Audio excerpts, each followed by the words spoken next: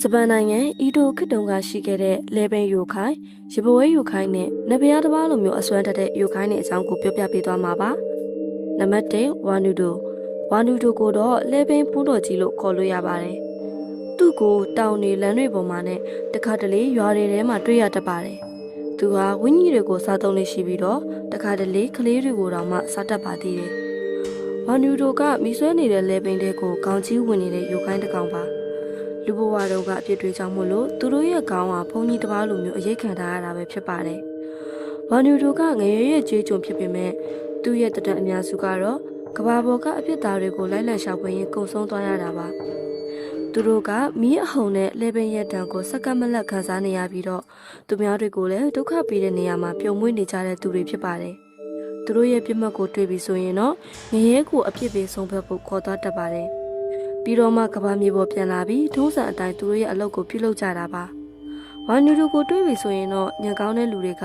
လမ်းမပေါ်ရောက်နေရင်တွေ့ရအိမ်တဲကိုပြင်းဝင်တာ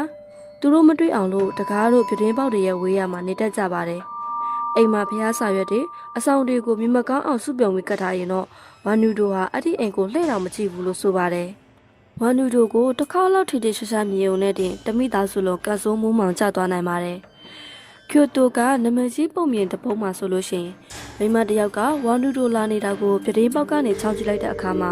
ဝါနူဒိုကတွေ့သွားပြီးတော့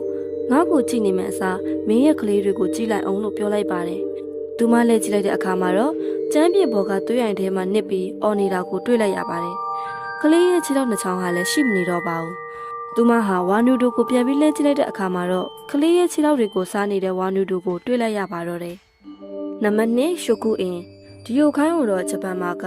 ရှုကူရုဆိုပြီးတော့လူသိများကြတာပါရှုကူအင်ကလူမျက်နှာရှိတဲ့ရူခိုင်းဆိုတာထက်နက်ဖျားတပားလို့ပြောရရင်ပိုပြီးတော့မှန်ပါလိမ့်မယ်ခန္ဓာကိုယ်ကတော့ငကားနေရဲ့ခန္ဓာကိုယ်ကိုပိုင်ဆိုင်ထားတာပါ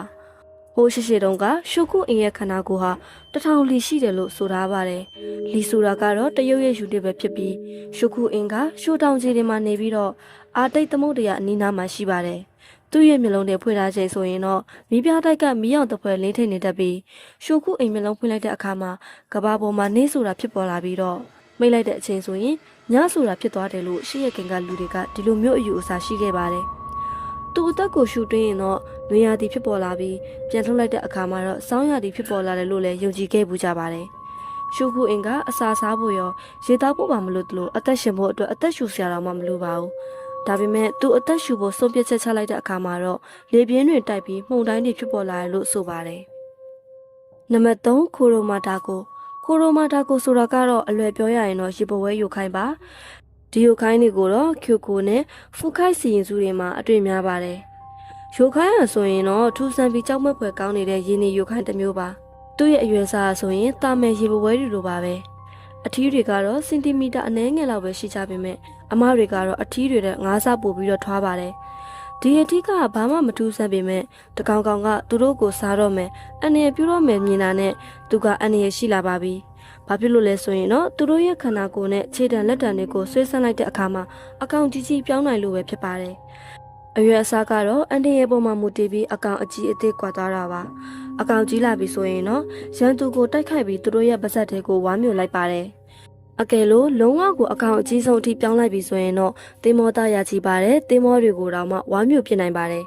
စားပြီးသွားရင်တော့သူတို့ရဲ့ငကိုမူလပုံသဏ္ဍာန်ပြပြောင်းသွားပြီးလက်ရှာလို့မတွေ့နိုင်အောင်လို့လှိုင်းကြားတွေထဲမှာပျောက်သွားတတ်ပါတယ်အထီးအမဘလို့ခွဲလဲဆိုရင်တော့အမတွေရဲ့ကြောဘက်မှာကတော့အခုံပပလေးတွေပါတတ်ပြီးအထီးတွေမှာတော့ဘာအခုံမပါဘဲနဲ့ပြောင်းကျော်ကြီးဖြစ်နေတတ်ပါတယ်အချို့အဖြစ်ဆိုရရင်တော့ဒီယိုခိုင်းရဆိုလို့ရှိရင်လည်းမပြီးတော့မရှုပ်တဲ့ယိုခိုင်းတွေထဲမှာတစ်မျိုးအပါဝင်ပဲဖြစ်ပါတယ်။နားထောင်ပေးတဲ့အတွက်အားလုံးကိုကျေးဇူးတင်ပါတယ်။